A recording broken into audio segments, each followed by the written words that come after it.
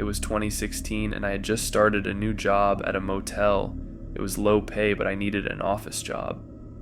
One of my friends, Michael, got me this job.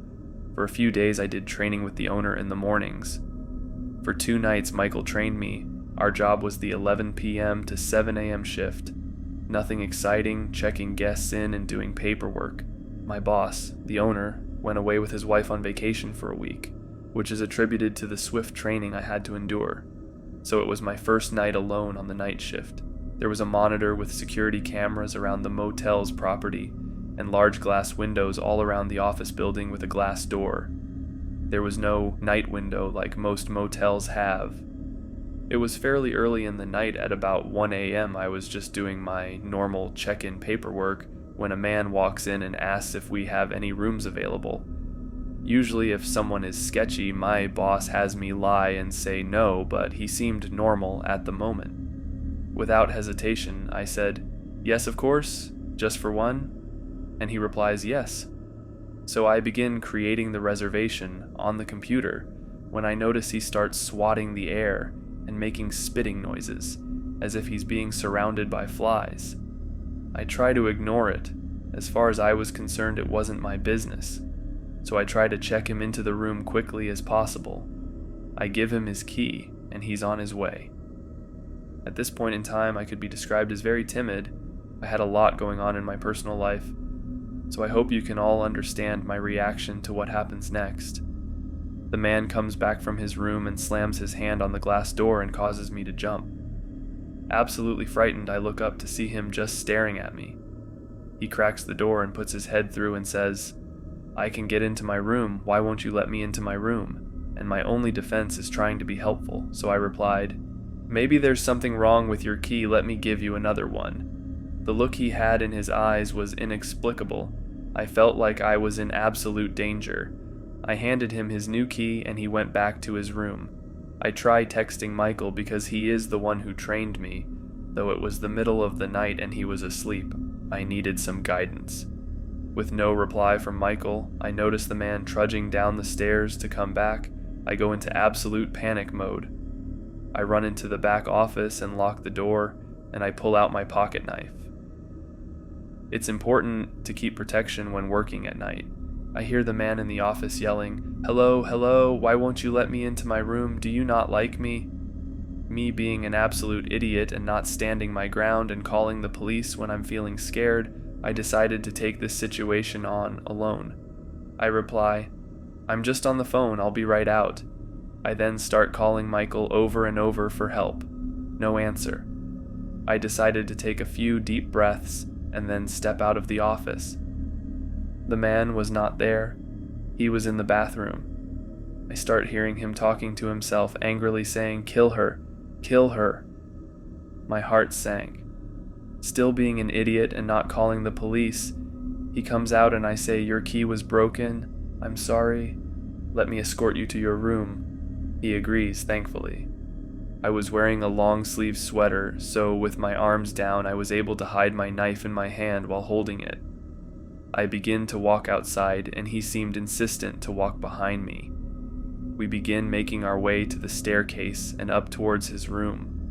I was sweating from how nervous I was, continuously looking behind me to make sure he wasn't going to make a move. He stops at a room and I stop at his room a few doors down. I smile and say, "Oh, that's the wrong room. This is your room," as it clearly said on the door. The whole time he was going to someone else's room and trying to open the door. I felt bad for them.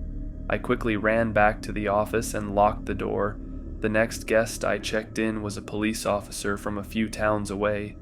I felt bad for confiding in them about the guy, but they seemed willing to keep an eye and ear out. The next night the man came back, but I had the doors locked and told him we were all booked up. I explained to my boss what happened when he got back from vacation. However, he didn't take me seriously. I continued to work there on the night shift for the next year, where many other strange encounters happened.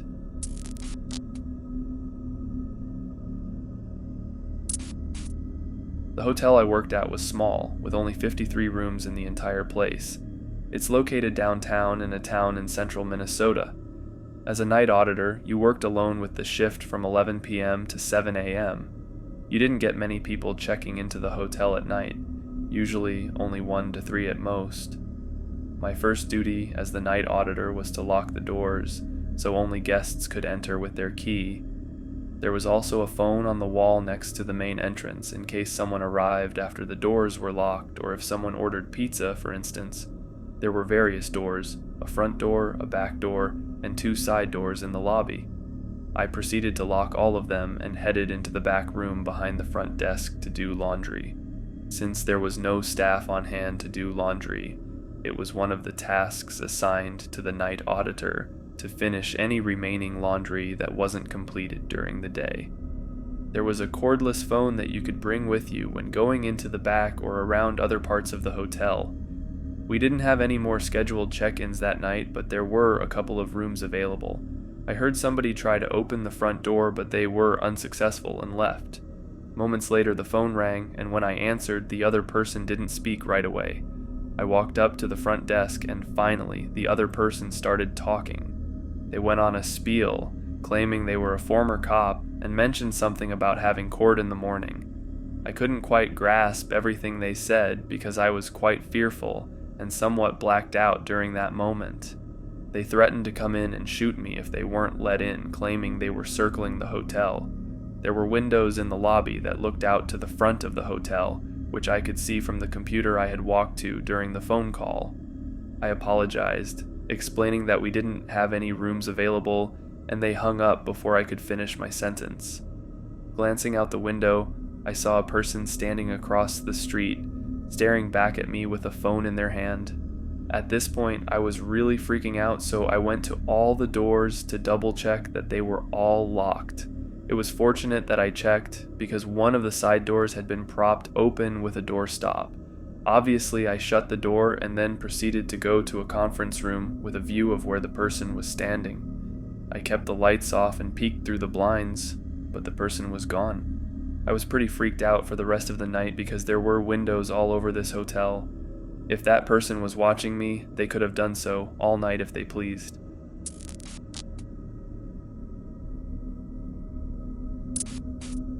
A little backstory before I share one of my crazy experiences during my 2-year security career from 2013 to 2015. I'm a 6'7" male, and I'd like to think I'm a fairly tough and intimidating guy. But some of the stuff that used to go down at the mall where I worked the night shift still gives me goosebumps. The mall I worked at was huge, probably the largest in my state. Up until about 8:30 p.m., it would still be quite busy. It wasn't until around 9:30 p.m. that we managed to usher out all the stragglers. My job was basically to patrol the mall and make sure nobody stuck around after closing. We didn't have guns or batons, only a can of mace that was very rarely used. There were multiple occasions where we would find would-be thieves hiding around, trying to break into shops after dark, but they were usually outnumbered by the 4 or 5 of us on shift at a time, and they would usually be intimidated by me or some of the other imposing members of security. One night, things started getting really weird for me. It was around 2 o'clock, and I was standing in the middle of the empty food court eating a sandwich. This was the only part of the mall that had any light at nighttime due to the skylight, so it was comfortable to eat there. While I was eating, though, I heard a dull scraping noise from the hallway leading off from the food court to some toilets. It sounded like a piece of metal dragging across the floor, immediately putting me on edge. I flicked on my flashlight without a moment of hesitation. Creeping down the hallway with my flashlight in hand, I could hear the noise becoming louder and louder until I reached the end of the hall. There were toilet doors to the left and right of me, and I could tell the sound was coming from the female toilets. I gripped the handle and opened the door a tiny crack. The noise quickly stopped. I yelled, "Oi, who is in there?" The noise stopped, but I swear I could hear breathing, low, male breathing. I shut the door, still gripping the handle tightly, and flicked on my radio. "This is 1-3. I need help in the food court bathrooms." "I think someone's here," I said. but there was no response. "This is 1-3, does anyone copy?" Still no response. I remember whispering to myself, "What the heck?" I again opened the door a tiny crack and said, "Listen, if you don't come out with your hands up, you're going to regret it." I sat there, terrified at this point, but there was no response, so I slowly opened the door and scanned my flashlight across the room. All the cubicles were open, but the room was empty. I walked into the center of the bathroom, closing the door behind me, when I heard the long, whining squeak of the door behind me. I spun around and saw a massive man, at least a head taller than me, Caucasian, and at least in his 40s. He just looked at me, smiling this guilty smile. I froze as he lifted his finger to his mouth, before sprinting out with what looked like some type of small metal box in his hand. Turns out he was hiding behind the toilet door, and I totally missed him. It was a close call, and the thought still haunts me to this day. Later that night, my radio miraculously started working again, and I told my coworkers about what happened. They were all shocked, and it turned out they had similar stories. I worked the night shift for another week before quitting. I needed help, and for some reason my radio malfunctioned at the worst possible time.